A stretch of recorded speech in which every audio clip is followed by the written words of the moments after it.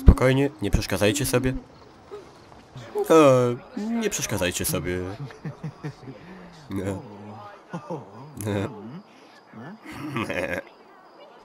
Gościu, babka jest moja. I wtedy złapałem ją za dupę i powiedziałem, żeby nie było, że jestem rasistą. Na, wali Angol, wali w tarapany. Chyba jakiś Angol zostanie zastrzelony. Typowy dzień z życia Janosika.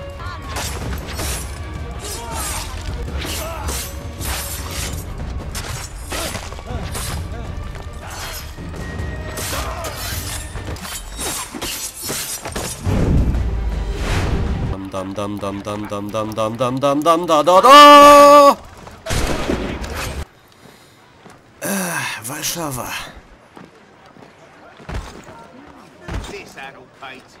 Przyjezdni.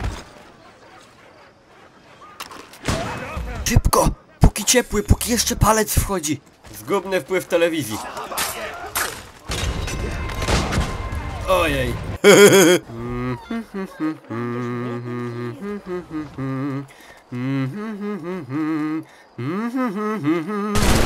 Czekaj, mały chłopczyku, tylko cię dotknę.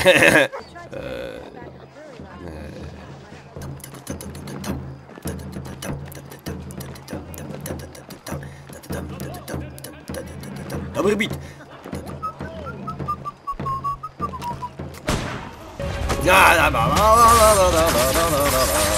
Naprawdę niepotrzebnie denerwowałeś Janosika. Co?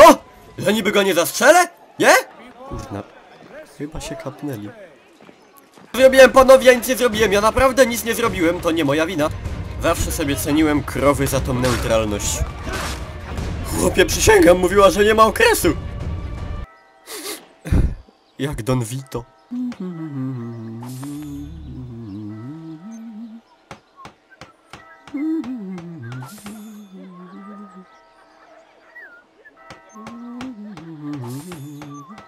Gościu, czy ty jesteś normalny? Psst, ej, mam towar. Podryw na Janosika.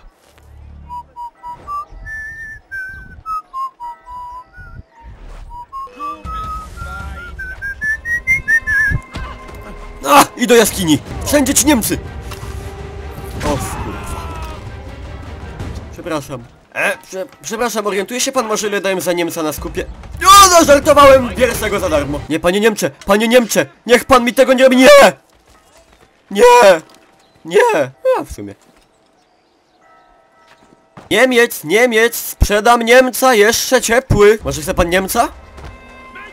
Nie? Panowie? Psy. Przepraszam, nie chciałem cię obrazić.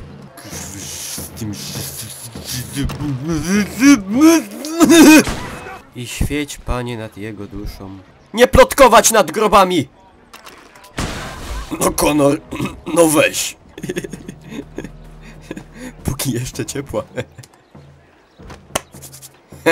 I tak oto, kochani, wyglądał dzień Janosika w bostońskim klimacie, w tym jakże pięknym mikołajkowym dniu. Za wiele tego!